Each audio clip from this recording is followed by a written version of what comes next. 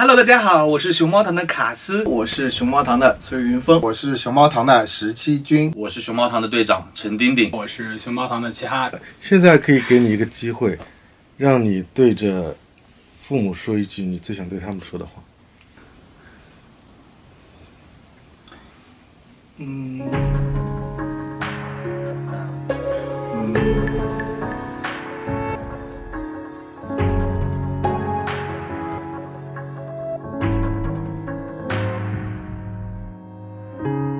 鸟儿飞过天空的大，它用翅膀轻轻挥洒，风儿吹走我的对话，任由声音变得沙哑。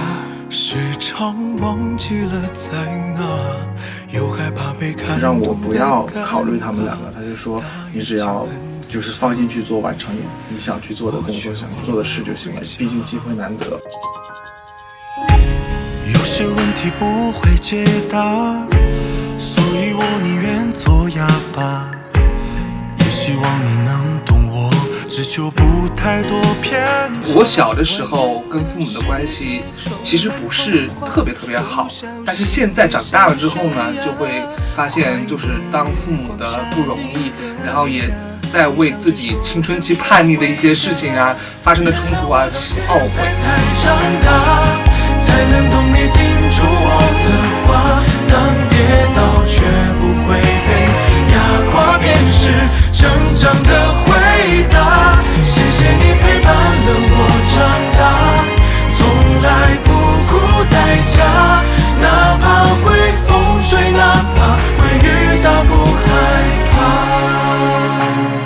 我妈和我爸都有这样的一个习惯，就可能出身的问题吧，他们都是习惯性的先考虑别人的感受，然后最后考虑自己。只要你开心了，妈妈就放心了。我觉得这句话会一直在我心里。有些问题不会解答。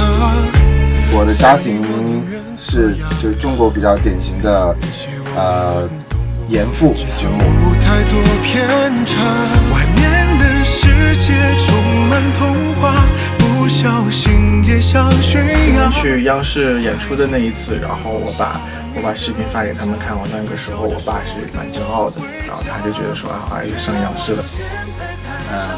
我还是想主要对妈妈说，就是我现在长大了，我觉得跟你应该换角色，应该调换一下，以后就由我来照顾你。前天的时候，我妈她给我打了个电话，说的想我了。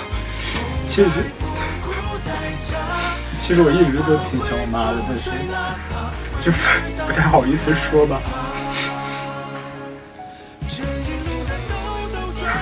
是为不敢开口的一句话，也许是我想要伪装成聪明的傻瓜，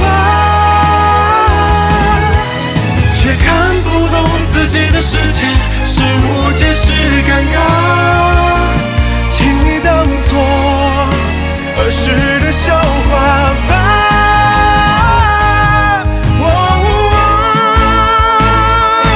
原来我到现在才长